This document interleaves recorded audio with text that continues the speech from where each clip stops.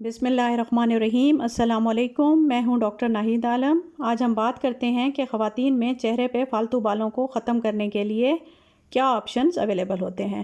سب سے پہلے تو یہ سمجھنا بہت ضروری ہے کہ چہرے یا جسم پر فالتو بال آنے کی وجہ کیا ہے۔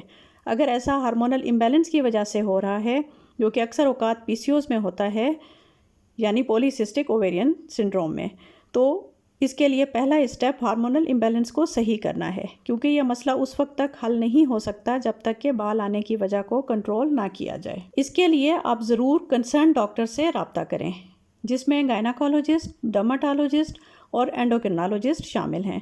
سب سے پہلے آپ کے کچھ ٹیسٹ اور الٹرا ساؤنڈ کر کے وجہ معلوم کی جاتی ہے اور پھر اسی حساب سے علاج شروع ہوتا ہے۔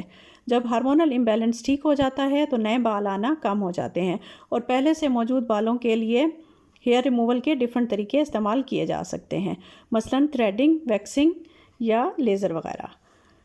PCOS یا ہارمونل امبیلنس کو ٹریٹ کرنے کے لیے کچھ دوائیاں دی جاتی ہیں جو کہ 6 سے 9 ماہ کے بعد ہی ہیئر گروتھ کو ایفیکٹولی کم کر پاتی ہیں، یا پھر لگانے والی دوائیاں بھی دی جا سکتی ہیں۔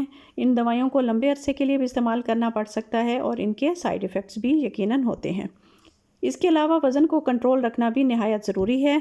وزن کم کرنے سے ہمارے جسم میں موجود ہارمونز کا توازن بہتر ہو جاتا ہے۔ کبھی کبھار ایسا کچھ ٹیومرز کی وجہ سے بھی ہو رہا ہوتا ہے۔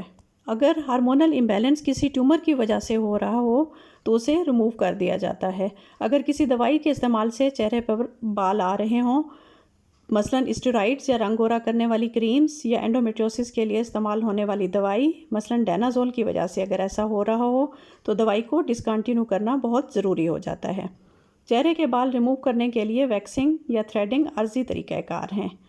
پرانے زمانے میں چہرے کے فالتو بال ہمیشہ کے لیے ختم کرنے کے لیے الیکٹرولائسس والا طریقہ استعمال کیا جاتا تھا، جو کہ بہت ٹائم کنزیومنگ اور پینفل تھا، اس لیے اب یہ لیزر ٹریٹمنٹ سے ریپلیس ہو چکا ہے۔ لیزر ہیئر ریموول چہرے کے فالتو بالوں کو ختم کرنے کا ایک بہترین طریقہ ہے، مگر یہ بھی پرماننٹ نہیں ہے۔ ہاں، اس سے بال تھن اور کمزور ضرور ہو جاتے ہیں۔ لیزر ٹریٹمنٹ میں موٹے کالے بالوں کے فولیکلز کو ٹارگٹ کیا جاتا ہے۔